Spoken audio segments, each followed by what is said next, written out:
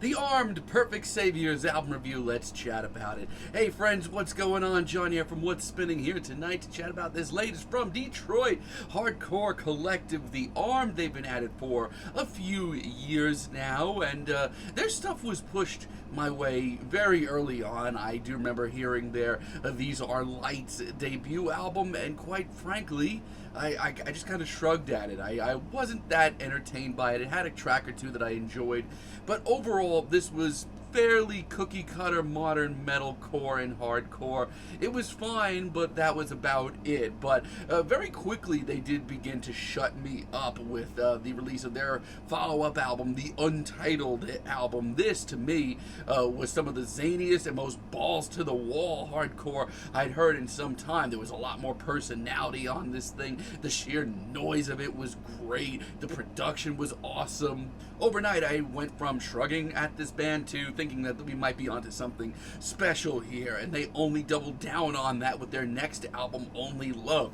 I seriously wish I reviewed this thing. This was everything their Untitled album was, turned up to 11. The production was awesome. The tracks were super catchy. The sheer noise of it all, once again, it was some pretty abrasive ear candy, but for me, I loved the hell out of this thing. Now, the last time we heard from The Armed was with their breakout album a few years ago, the Ultra Pop album, and I mean, my thoughts on it haven't changed. I still think it's one of the most creative, colorful, and personality-fueled modern hardcore and noise pop releases that you can find. Now, leading up to this album, I did enjoy both singles, but in the back of my head, I was saying to myself, I need to hear the full thing. I need to hear the album as a whole to really gauge these singles.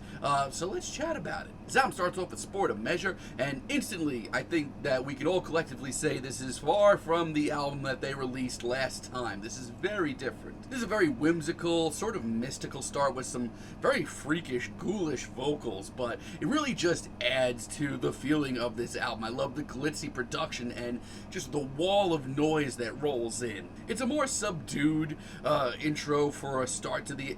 It's a more subdued album from them, but it's actually pretty wowing, and because it starts and sort of, progresses very slowly, by the time we get to the more aggressive and energetic final minute, it's stunning. FKA World, on the other hand, is probably one of the most straightforward, immediate-sounding tracks here. Super anthemic as well. I mean, if you're not into the newer sort of noise pop direction of The Armed and you like their early stuff more, definitely give this track a shot.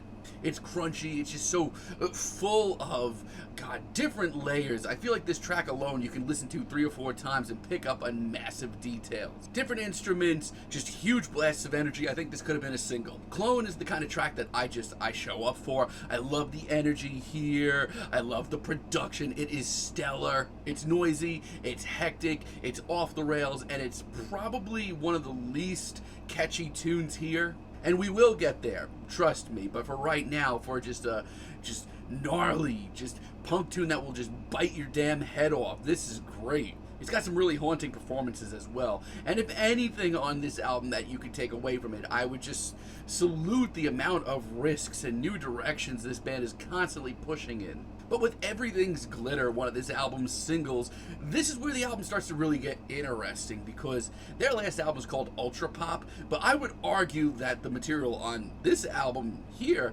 is much more pop-oriented, especially from time to time. We get the tracks like these, which is just wailing guitars, post-hardcore influenced drum breaks, and some of the catchiest hooks that you'll hear all year. It's great. This, to me, is just a serious mission statement for the band right now, and it might be track of the album. Great single. Yeah, I personally think that this is on par with Ultra Pop, but for very different reasons. Now, later on the album, we do get a couple of awkward tracks, like Modern Vanity, for example, which at first, I heard those opening notes, the industrial beat, the sheer heaviness of this track, and I got excited. But this track is just a little too out there for me. It's a little too artsy and jagged. I mean, vocally, just alone, there's just a serious amount of really awkward moments on this track that I just feel like every other track on this album can look at and do so much better. Yeah, this track is easily the worst here. Like, they could do so much better than this. And in an album that is just full of twists and turns and new approaches. In Heaven is really not done well. Yeah, this is a true blue stripped down ballad, which on paper from the band I could actually see working. I don't have the biggest issue with that. But what I do have an issue with is just another clunky performance. And you know what? There's elements of this track that I think are pretty cool, like the woodwinds floating through the background. Right on. Sounds great. But songwriting-wise, I think this is easily the worst moment that we get here. Oh God, I hear tracks like this and it takes a lot out of me. But the rest of this album actually is, I think, really commendable and right up with their standard. Like Burned Mind, which kind of kicks off the second half of this album, which is a lot more experimental than the first half of this album, and that's a good thing. Once again, this one takes time getting rolling. It's very subdued at first, but once it does take off, good luck sitting down, because this is one of the weirdest groove-centered tracks I've heard all year.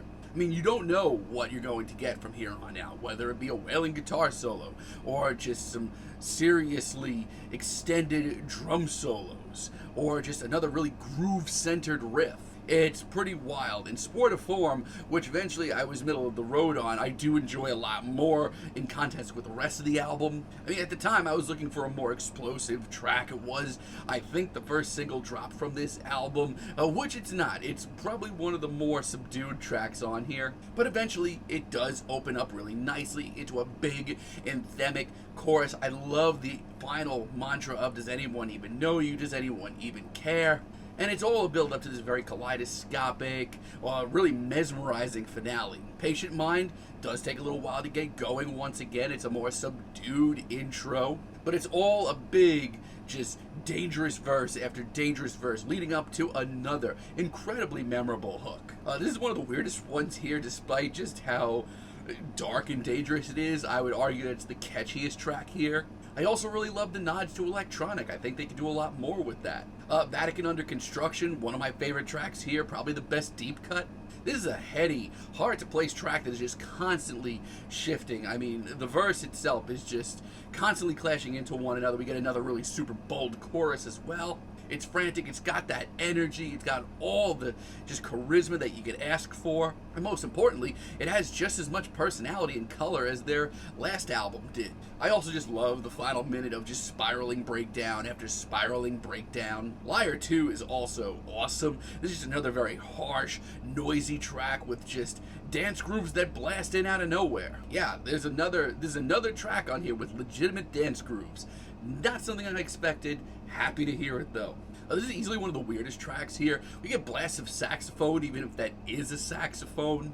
You really don't know what you're going to hear next from one track to the other, and just the sheer amount of swagger, once again, A+. And Public Grieving at least starts off as another ballad, and after hearing In Heaven, that kind of did worry me, but this track is done so much better. I mean, for one, while it is a ballad, it is much more heartfelt, and very quickly after that it turns up into a very glistening noise pop piece. It's constantly ascending, instrumentals just kind of pop in and pop out as they please, which I'm totally fine with. It's easily one of the most kaleidoscopic tracks here, and just hearing the duality of this track between the noisy, harsh pieces of noise pop and post-hardcore and hardcore clashing up against these really tasteful woodwinds and these incredibly classy pianos. It's beautiful, but it's also really noisy. It is a 5-minute track. It's one of the longest tracks they've ever put out. I think that this is on par with Ultra Pop, but for many, many different reasons. That was a much more aggressive and in-your-face album. This is a much more artsy and technical album, but both are incredibly eye-opening, and I do believe that The Armed are still one of the most charismatic and genuinely interesting bands in modern hardcore, the noisier genres, whatever you want to call it. Their swagger on this album, the amount of risks that they take, it's all commendable. All aside, some of the catchiest choruses I've heard in any genre this year, which is something I didn't expect. Yeah, I knew I was going to like the album, but I think that this is right on point with where they've been, and that's not a bad thing. I'm feeling a decent 8 on this album, but let me know what you all think down below. If you liked the video, be sure to give us a like, give us a subscribe, and let me know down below what you would like for me to chat about in the future. And until next time, have a great day, friends.